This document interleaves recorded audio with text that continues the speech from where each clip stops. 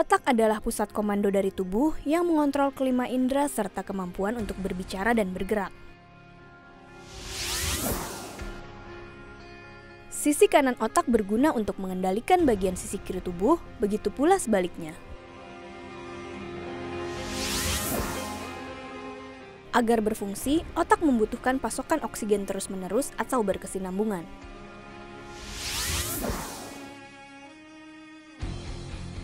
Jantung memompa darah sehingga oksigen yang berada di dalam darah terbawa ke otak. Raka ini dari usia 0 sampai dengan 2 tahun 27 hari, itu kemampuan semuanya itu normal ya, jadi udah bisa makan, udah bisa minum, udah bisa berjalan, komunikasinya juga bagus. Komunikasinya pun bagus, sampai akhirnya Raka sakit yang didiagnos oleh dokter itu divonis kena infeksi radang otak ya, yang pneumonia itu ya? Oh bukan, itu infeksi akhirnya dia encephalitis. Terjadi adanya kerusakan di otak gitu ya Mbak Susan ya. Nah kemudian itu seperti apa sih Mbak contohnya gitu ya pelatihan yang diberikan untuk Raka? Mungkin kalau misalnya kita ngomong konteksnya belajar duduk, itu Raka didudukin di stroller atau duduk di tempat duduk yang nggak ada sandarannya sampai dia mau berusaha untuk bisa duduk sendiri dengan kekuatan tulang punggungnya dan lehernya, itu kayak apa? Awalnya dia nggak mau sama sekali gitu, jadi cuma pelan-pelan, kebetulan kan Raka punya splint untuk yang di tangan tuh, jadi tangannya dia mau nggak mau mesti begini kan. Splint itu apa Mbak? Dia alat bantu untuk mempertahankan si fungsi tangan, jadi dia nggak bisa bengkok gitu loh sendiri. Jadi dia nggak bengkok-bengkok gini. Itu di alat dipasang ya. Jadi di sini. itu alat. Kayak pakai velcro gitu. Posisi tangannya dia begini. Jadi lama-lama dia terbiasa. Gitu.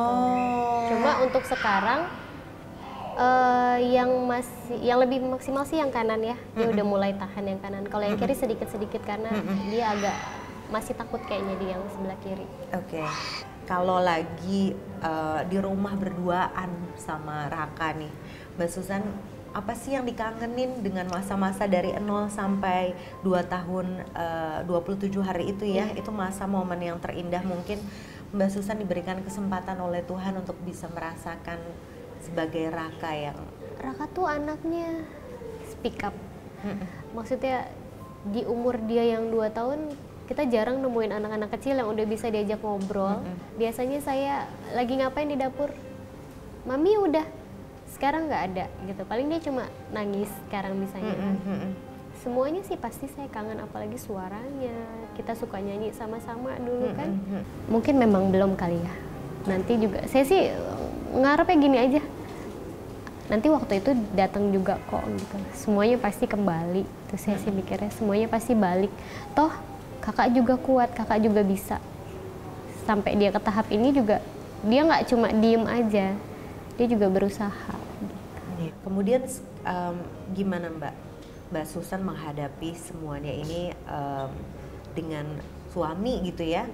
Mungkin kedepannya akan punya cita-cita atau punya harapan yang lebih jauh dengan, atau hanya konsentrasi yang penting terapi dulu, kita jalankan semuanya sampai kita lihat perkembangannya seperti apa, baru kita melihat jauh ke depan. Sejauh ini sih saya mikirnya berdua ya, mikirnya cuma untuk Raka gitu ya. Pokoknya terapi dan itu nggak boleh putus gitu. Sampai saya baru sadar kalau kakak udah mau 3 tahun ya, udah perlu adik gitu saya mikirnya. Cuma mungkin papanya masih berat ya, takutnya pikiran saya kebagi atau gimana. Cuma ya mau nggak mau kita mesti jalanin hidup juga gitu loh.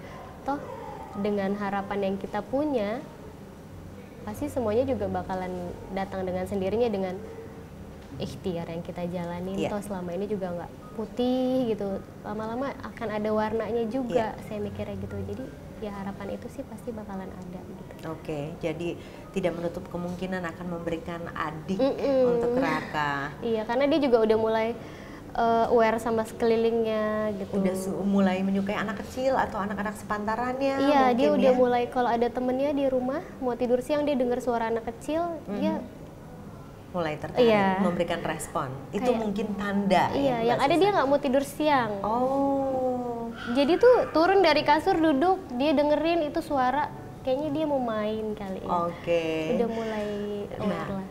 Ada yang menarik nih Mbak Susan mengenai terapi Snoezelen ya, kalau saya nggak salah ya, benar ya? Iya. Nah, terapi Snoezelen itu juga pernah dirasakan oleh Raka ya, dan dijalankan oleh Raka ya? Itu di awal.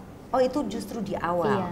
Nah, saya jadi pengen tahu, mungkin ini akan bermanfaat sekali untuk pemirsa di rumah nih Mbak Susan ya. Kita akan membahas lebih lanjut lagi mengenai apa sih terapi Snoezelen itu ya. Untuk itu jangan kemana-mana pemirsa, tetap di sini bersama saya di Langkah Kecilku.